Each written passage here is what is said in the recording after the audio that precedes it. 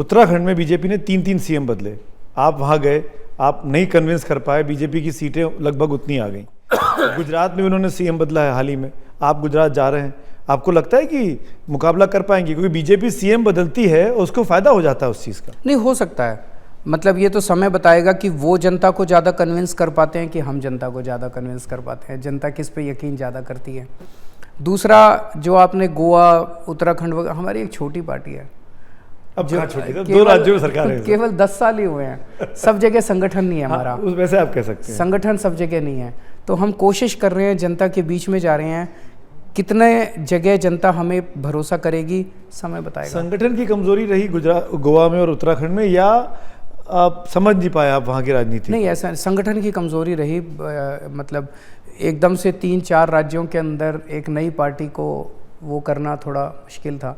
तो मुझे लगता है कि 10 साल के अंदर 2 राज्यों में भी हमें मिला, ये भी जनता का अपार प्यार है। एक साथ 5 राज्यों में चुनाव था, आप 5 में से 4 में आप अच्छे से लड़ना चाह रहे थे, यूपी आप थोड़ा कम ही लड़े, लेकिन बाकी 3 में आप ठीक लड़े। अब फिर जब चुनाव आ रहा है 6 महीने के बाद, गुजरात और हिमाचल दोनों जगह साथ चुनाव हो सकता है, कह रहे हैं कि एमसीडी का चुनाव भी उसी वक्त हो सकता है आसपास, तो ऐसे में 3 जगह केजरीवाल साहब की ताकत बटेगी। कोशिश करेंगे। कैसे मैनेज करेंगे? कोशिश करेंगे, तीनों जगह आप स्टेक पे हैं। नहीं, ज़रूर कोशिश करेंगे, और मैं समझता हूँ कि जहाँ भी जनता मौका देगी वहाँ पे हम काम करके दिखाएंगे।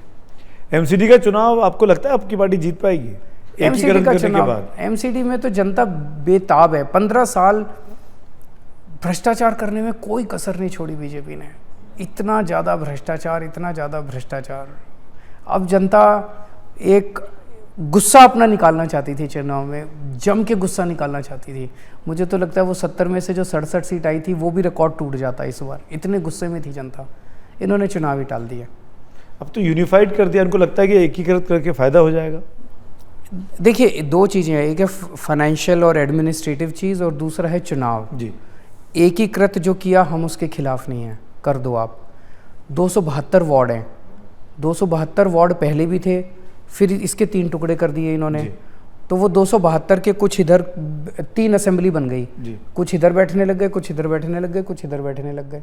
अब ये कह रहे हैं हम एक करेंगे, तो एक कर दो, लेकिन 272 ही रखो। अब ये 272 3 जगह बैठने की जगह एक जगह बैठ जाएंगे। उन्होंने 272 की जगह 250 वार्ड कर दिए, जिसका कोई तुक नहीं है। उसका एक ही कारण है कि 250 वार्ड करने से अब डिलिमिटेशन होगा, डिलिमिटेशन होगा तो चुनाव 1.5 साल टल गए। तो इनका मकसद तो चुनाव टालना था, इन्होंने कौन सा एकीकृत करना है। इनके एकीकृत करना होता 2 साल पहले कर देते, अब कौन सा 15 साल से इनकी सरकार है, 15 साल में तो ये आप कह रहे हैं कि डर गए आप? केवल और केवल चुनाव टालने का एक रीज़न था, जो अच्छी बात नहीं है। मैं हमेशा यही कहता हूँ कि देखो, देश सबसे बड़ा है। आज माहौल ये था कि दिल्ली में आम आदमी पार्टी जीत रही है, कोई बड़ी बात नहीं है। आज आम आदमी पार्टी जीत रही है, कल बीजेपी जीत जाएगी। कल तक बीजेपी जीतती थी। बीजेपी, आम आदमी पार्टी, केजरीवाल, मोदी जी, ये इम्पोर्टेंट नहीं है। आज हम हैं, कल नहीं रहेंगे। देश हमेशा रहेगा।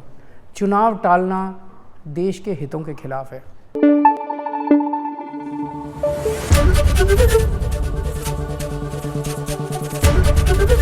एबीपी न्यूज़ आपको रखे आगे।